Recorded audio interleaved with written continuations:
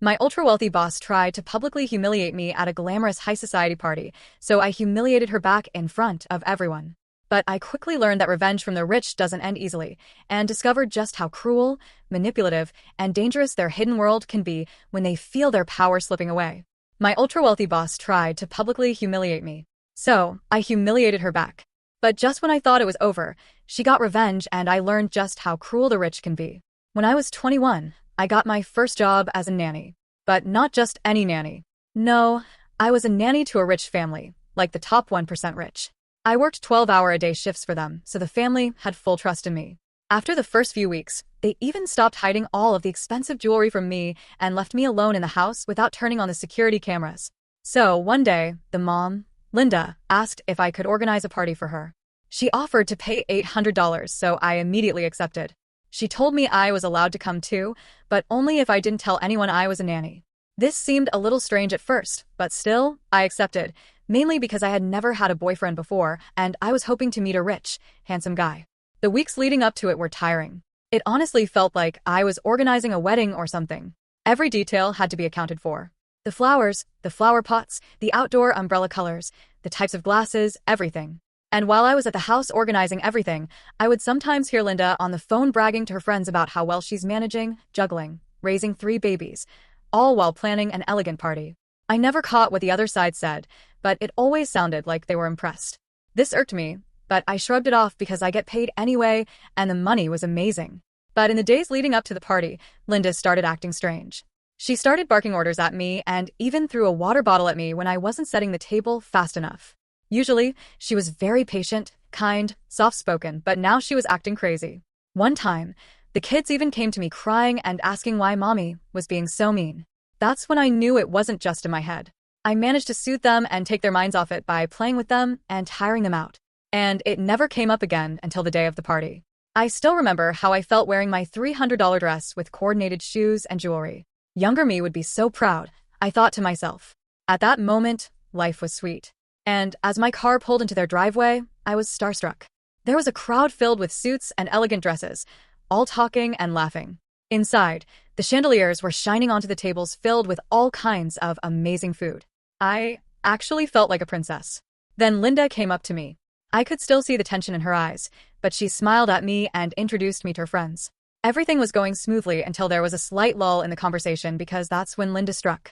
You know, Lily over here had her first baby over 2 years ago and still doesn't know how to change a diaper. Everyone laughed like it was the funniest joke of all time. I didn't want to be the mood dampener, so I forced to laugh to be polite. Then, Linda kept going. She can't even stop her kids from crying without calling her nanny. And one time when her nanny didn't pick up, she had to call me. Remember that, Lily? The group was laughing so hard that one of them almost dropped their champagne. Linda, I don't know how you do it. 3 years, and not even a single nanny. You're an inspiration. Suddenly, the entire group was singing Linda's praises. I had every intention of going along with Linda's plan, but that's when things escalated. Soon, everyone was keeled over laughing while Linda called me lazy, useless, a bad mother, and hopeless, all in the form of a joke. And when the spotlight turned back to her and about how her years of parenting classes had finally paid off, I stole it back. I excused myself to find the kids. And when I did, I made them cry. Nothing crazy. I just started making funny faces. As usual, 2 of them laughed. Then the 3rd child started to cry because he felt left out and didn't know what was going on. And soon, all of them started crying louder than a baby on an airplane. Hey, Linda, I think your kids are crying. Why don't you show us what your parenting classes have taught you and get them to stop? Her eyes went wide and I saw a wave of panic fill her bones. Practically half the party was already watching as she went to go get them. She picked one of them up and started swinging him back and forth. This made him start to scream, and the other 2 followed suit. Within seconds, the entire house was silent, watching Linda not know how to comfort her own children. I just stood there with a smirk plastered on my face until she finally gave me the look. Within seconds, they were smiling and laughing again. Her friends immediately broke into uproar about what a natural I was. Everyone was asking if I could be their nanny, offering 2 and 3 times what Linda was paying me. I was over the moon. But little did I know, Linda wouldn't let me get away so easily. And it wasn't long before she taught me exactly what secrets rich people are hiding. The day after the party was when the retaliation began. I woke up to 3 missed calls from Linda, followed by a text that simply read, "You're fired. Return the house key today." I wasn't surprised, but what did shock me was walking into my apartment's lobby that afternoon to find a delivery man with a massive arrangement of exotic flowers. The card read, "Loved your style last night. Let's talk opportunities, Madison Montgomery," along with a phone number. Madison had been one of the most elegantly dressed women at the party, dripping in diamonds that probably cost more than my entire college education. While I was contemplating whether to call her, Linda took things to the next level. By that evening, I discovered she'd already begun spreading rumors through the wealthy community that I had stolen jewelry from her home. The first hint came when my friend Sophia, who worked as a personal assistant to another family in the same social circle, texted me asking if I was okay. "Everyone's talking about the pendant you supposedly took from Linda's master bedroom," she wrote, which sent my heart racing because I'd never even touched Linda's jewelry. I immediately called Linda, my hands shaking with rage and fear, but she answered with a sickeningly sweet voice, explaining that misunderstandings happen, but she'd already filed a police report as required by her insurance. This wasn't just about getting fired anymore. She was trying to destroy my reputation and possibly get me arrested. In a panic, I called Madison, who answered on the first ring as if she'd been waiting for my call. "I've been expecting to hear from you," she said, her voice calm and collected. Linda's quite predictable when her ego gets bruised. Madison invited me to meet her for lunch the next day at a restaurant whose name I recognized from celebrity gossip magazines. I spent the night documenting everything about my employment with Linda, taking screenshots of texts where she praised my work with the children, and even found photos I'd taken of the kids during our activities that showed clear timestamps and locations. The next morning, I dressed in the nicest outfit I owned, which felt painfully inadequate compared to what I'd seen at the party, and headed to meet Madison. The restaurant was even more intimidating than I'd imagined, with a doorman who eyed my non-designer outfit suspiciously until I mentioned Madison's name, which instantly transformed his demeanor. Madison was already seated at a corner table, wearing sunglasses indoors and a casual outfit that probably cost more than 3 months of my rent. "Linda's already called everyone who was at the party," Madison explained while sipping her sparkling water, "telling them you're a thief who manipulated her children against her." She leaned forward, removing her sunglasses to reveal sharp, calculating eyes. "But here's what you don't understand about our world. Linda isn't well-liked. She's tolerated because her husband has connections everyone wants access to." Madison explained that she ran a high-end staffing agency for wealthy families, placing nannies, housekeepers, and personal assistants with the elite, and she'd been watching me carefully at the party. "You handled those children beautifully, and you stood up to Linda with class," she said, offering me a job with one of her client families at nearly triple what Linda had paid me. There was one condition, though. I needed to clear my name first, and Madison had a plan for that. What followed was a crash course in how the wealthy fight their battles. Madison introduced me to her friend Aiden, a lawyer whose services typically cost $1,000 per hour, but who agreed to help me for the entertainment value of watching Linda squirm. Together, they crafted a cease and desist letter regarding the false accusations, coupled with a demand for a written retraction to be sent to everyone in their social circle. To my surprise, Linda caved almost immediately, sending a group email claiming there had been a misunderstanding about the missing jewelry, which had been located in her safe all along. But the damage to my reputation wasn't so easily repaired, and Linda wasn't finished with me yet. My new position with Madison's client family, the Harringtons, who had twin 4-year-olds, was going wonderfully for about 2 weeks until Mrs. Harrington approached me one morning with an uncomfortable expression. "We've received some concerning information about you," she said gently, showing me printed screenshots of what appeared to be my social media accounts with posts showing drug use, explicit content, and even racist comments. My stomach dropped as I stared at the images. They were sophisticated fakes using my photos, but creating entirely fabricated posts I'd never made. This had Linda written all over it, but proving it would be nearly impossible. Mrs. Harrington, unlike Linda, was kind enough to listen to my explanation and agreed to give me time to address the situation. I immediately called Madison, who sighed deeply when I described what happened. "Classic Linda move," she said, and instructed me to meet her at a small, unmarked office building downtown. There, I was introduced to DT, a former hacker who now ran a legitimate cybersecurity firm catering to the privacy needs of the ultra-wealthy. DT was surprisingly young, maybe early 30s, with bright blue hair and more tattoos than bare skin visible. "Rich people problems require rich people solutions," DT quipped as she began working to trace the source of the fake posts and document proof that they were fabricated. Within a day, she had confirmed the posts were created through a VPN, but had tracked enough digital breadcrumbs to suggest someone had accessed them from Linda's home network. This wasn't enough proof for legal action, but it was enough for Madison's purposes. The next phase of Madison's plan introduced me to the real power dynamics of wealth. She arranged a lunch with several of the women from the party, including Molly Westfield, who I learned was married to the CEO of the bank that held the mortgage on Linda's husband's investment properties. Over elegant salads and sparkling water, Madison casually brought up the troubling pattern of behavior Linda had been displaying.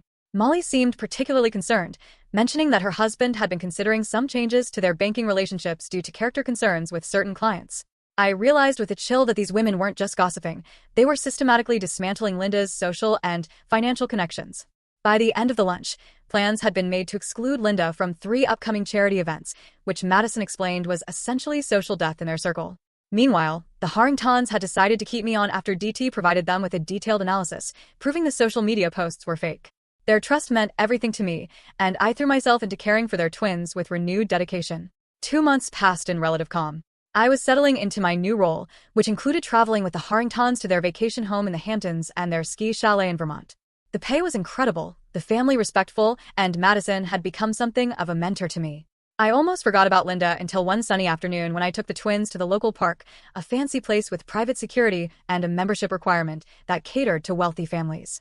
Across the playground, I spotted Linda with her 3 children, and our eyes met in a frozen moment of mutual recognition. Her expression shifted from shock to fury in an instant, and she immediately gathered her children and stormed toward me. What happened next showed me just how calculated rich people's revenge can be. Instead of making a scene, Linda smiled warmly, greeting me as if we were old friends, then bent down to talk to the Harrington twins. "Hello, darlings," she cooed in a sugary voice.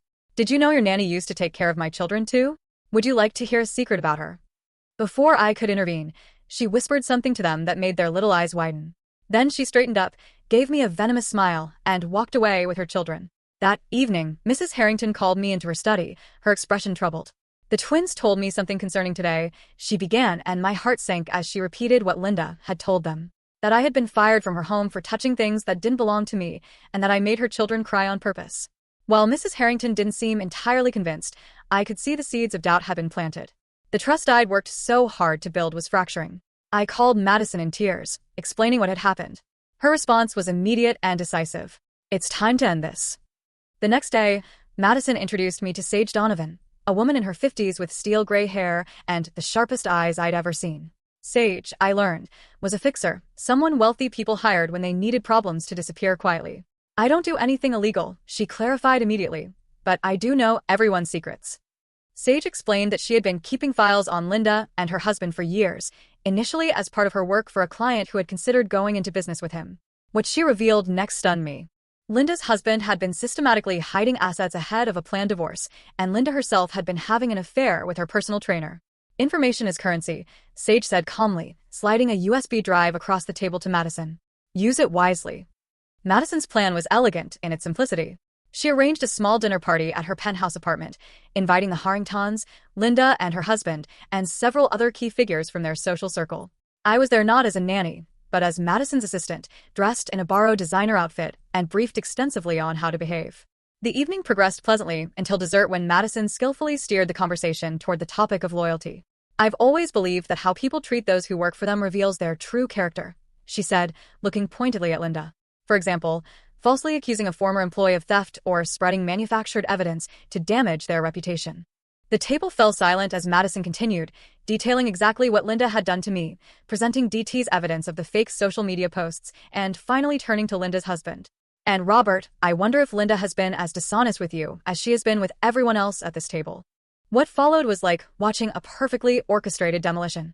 Madison revealed just enough about the affair and the financial deceptions to set both Linda and her husband into a panic, each suddenly more concerned with protecting themselves than attacking me. The Harringtons watched the unfolding drama with wide eyes, Mrs. Harrington occasionally glancing at me with new understanding. By the end of the evening, Linda and her husband left separately. Linda in tears and Robert in cold fury. The following week was a whirlwind. Robert filed for divorce, triggering the very asset investigations Linda had been trying to avoid. The personal trainer's wife went public with the affair, causing a scandal that dominated the local gossip. Madison, true to her word, had ended it. Linda was too consumed with saving her marriage, reputation, and financial security to continue her vendetta against me. The Harringtons, now fully understanding what had happened, apologized for doubting me, and even gave me a substantial bonus as a gesture of good faith. Just when I thought things had finally calmed down, I received a text from an unknown number. "You have no idea who you're messing with. This isn't over." The message was followed by a photo of me entering my apartment building, clearly taken that same day. Shaken, I showed Madison, who immediately arranged for a security expert named Nova to assess my apartment. Nova discovered 2 hidden cameras in my home, one in the living room and one in the hallway. Professional installation, Nova muttered as she removed them. Someone paid good money for this. The invasion of privacy left me terrified, unable to sleep and jumping at shadows. Madison insisted I temporarily move into her guest apartment while Nova's team swept for additional surveillance and secured my home. During this time, Madison revealed more about her background. She had once been in a position similar to mine, working for a wealthy family who had tried to destroy her when she refused the husband's advances. Rich people think their money makes them untouchable, she explained, until they meet someone richer or smarter. A week later, things escalated dramatically. I was helping the Harrington twins with an art project when Mrs. Harrington rushed in, her face pale. "There's a police officer here," she whispered, looking stunned. "He says they're investigating you for stalking and threatening Linda's family." The officer was professional but firm, explaining that Linda had filed a restraining order against me based on a series of threatening emails and multiple instances of me allegedly being spotted near their home. The evidence included emails that appeared to come from my account and blurry security footage of someone approximately my height and build. Once again, I was being framed, but this time with potential legal consequences. The Harringtons stood by me, providing an alibi for several of the alleged stalking incidents when I had been working in their home. Madison immediately activated her network, calling Aiden, the lawyer, and Nova, the security expert, to build my defense. DT dug into the emails, quickly determining they had been sent through a sophisticated spoofing technique that made them appear to come from my account. What none of us expected was for the situation to suddenly pivot when Robert, Linda's husband, contacted Madison directly. "Linda's gone too far," he said during a private meeting I was allowed to attend. "She's not just targeting you anymore. She's having me followed, threatening to expose financial matters to the IRS, and I believe she's the one who planted those cameras in your apartment." His concern wasn't for me, of course, but for himself. Linda had become a liability he needed to neutralize. Robert provided evidence that Linda had hired a private investigator who specialized in surveillance and digital framing. This evidence, combined with what DT had uncovered, was enough to get the restraining order dismissed and open the possibility of filing charges against Linda for filing a false police report. But the nightmare still wasn't over. Coming home from work one evening, I found my apartment door slightly ajar. Heart pounding, I called Nova instead of entering. She arrived with security personnel who cleared the apartment before allowing me inside.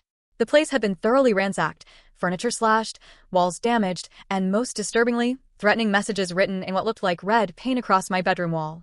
The police were skeptical when I suggested Linda was responsible, pointing out that wealthy women like her typically don't commit burglary and vandalism themselves. What they didn't understand was how obsession can drive even the privileged to desperate acts. Security footage from the building was conveniently corrupted during the time frame of the break-in, but a neighbor reported seeing a woman in a headscarf and large sunglasses hurrying away around the estimated time of the incident. The description could have matched Linda, but it was too vague for identification. Madison had reached her limit. "This ends now," she declared, setting in motion what she called her nuclear option. She explained that within their social circle existed an informal but powerful council of influencers, old money families who dictated who was accepted and who was ostracized. Madison had avoided involving them until now, considering it too extreme.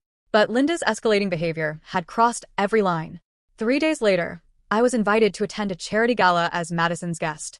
The event was being held at the home of the Blackwells, an elderly couple whose family had apparently owned half of Manhattan at some point in history. The opulence made Linda's home look middle-class by comparison. Linda and Robert were also in attendance, though notably arriving separately. Throughout the evening, I noticed Linda being systematically isolated, conversation stopping when she approached, people excusing themselves when she joined groups. Madison explained that word had been quietly spread about Linda's behavior, not as gossip, but as a safety concern. "The one thing this circle won't tolerate is unpredictability," Madison whispered. "They can forgive greed, affairs, even occasional criminality if it's discreet, but erratic, escalating behavior that might bring attention or scandal, that's unforgivable." The climax came when Mrs. Blackwell, a tiny woman in her 70s with more authority than anyone I'd ever met, publicly addressed the situation during her speech. Without naming names, she spoke about standards of conduct and how those who cannot maintain basic decency find themselves unwelcome in civilized society. Her gaze fixed directly on Linda during these remarks, creating a moment so uncomfortable that several guests physically stepped away from Linda as if her fall from grace might be contagious. By the end of the evening, Linda was completely shunned. I almost felt sorry for her until I remembered the cameras in my apartment. The ransacking, the false police report. Linda's expression as she left the gala alone was one I'll never forget. A mixture of fury, humiliation, and the dawning realization that she had lost everything that mattered to her socially. I thought this would be the end, that Linda would retreat to lick her wounds and focus on her divorce proceedings. I was wrong. 3 days after the gala, I received a call from Madison at an unusually early hour. "Check your email," she said, her voice tense. In my inbox was a message from an anonymous sender containing a video file. When I played it, I felt physically ill. It was a carefully edited montage that appeared to show me abusing the Harrington twins, yelling at them, roughly handling them, and neglecting them while they cried. The footage had been created using sophisticated deepfake technology, combining actual video from the Harringtons' home security system with manipulated images and audio. Attached was a simple message: "This goes to the police and the Harringtons in 24 hours, unless you publicly confess to fabricating all allegations against Linda." I forwarded everything to Madison, DT, and Aiden, my hand shaking so badly I could barely use my phone. Within an hour, they had assembled at Madison's apartment. DT confirmed it was deepfake technology, but of such high quality that proving it would require time and specialized expertise. "This isn't amateur work," she explained grimly. "Someone paid top dollar for this." The 24-hour deadline made everything more complicated. Aiden advised that we should alert the Harringtons immediately before they could be blindsided. When shown the video, Mrs. Harrington broke down in tears, not because she believed it, but because she was horrified at how realistic it looked. "Our own security footage," Mr. Harrington kept saying, trying to understand how their supposedly secure system had been compromised. What happened next revealed the final secret of the wealthy that I hadn't yet learned. When truly backed into a corner, they don't necessarily fight fair. Madison made a call to someone she referred to only as an old friend, speaking in vague terms about needing the kind of help they discussed after the Marseille situation. 2 hours later, a man named Drax arrived at Madison's apartment. With his immaculate suit and refined accent, he looked like he belonged in their world. But there was something different about him. A hardness in his eyes that suggested experience beyond luxury and privilege. Drax examined all the evidence we had gathered about Linda's escalating harassment campaign, paying special attention to the deepfake video. He asked detailed questions about Linda's routines, her current living situation now that she and Robert were separated, and who might have access to her accounts and devices. Then he left with a simple, "I'll handle this." I never learned exactly what Drax did, but the results were immediate and devastating for Linda. By that evening, the anonymous email account sent a new message: "I withdraw my threat and all future actions against you. This matter is concluded." The next day, Linda abruptly sold her house, withdrew her children from their exclusive private school, and, according to Madison sources, moved to a small town in Oregon where she had family. Robert, now proceeding with a divorce uncontested, told acquaintances that Linda had experienced a health crisis, requiring a complete lifestyle change. The wealthy community accepted this explanation without question. The scandal quickly replaced by newer, fresher gossip. No charges were ever filed against Linda. No public accusations made. She simply vanished from the social landscape as completely as if she'd never existed. In the aftermath, I continued working for the Harringtons, who had stood by me throughout the ordeal. Madison became not just a mentor, but a friend, occasionally inviting me to events where I gradually became familiar with the unspoken rules and subtle power dynamics of their world. I never saw Linda again, though occasionally I would receive a notification that someone from Oregon had viewed my social media profiles. As for what secrets the rich are hiding, they're often the same ones everyone else has. Infidelity, insecurity, financial troubles, family dysfunction, just with more zeros attached to the price tags and more resources to keep them buried. But the biggest secret I learned is that their greatest fear isn't losing their money. It's losing their place in the hierarchy, being excluded from the very circles that validate their worth. And they'll go to almost any length to prevent that fall from grace, even if it means destroying someone like me who accidentally glimpsed behind the curtain. Sometimes at night, I still check my apartment for cameras and sleep with one eye open, wondering if Linda will ever decide to return and finish what she started. But then I remember Madison's words the last time I expressed this fear. The thing about people like Linda is that once they lose everything, they rarely have the resources, financial, social, or psychological, to climb back up and seek revenge. They just find new, smaller ponds where they can feel like a big fish again. I hope she's right, but I've learned enough about the secrets of the wealthy to know that nothing is ever truly finished until they decide it is.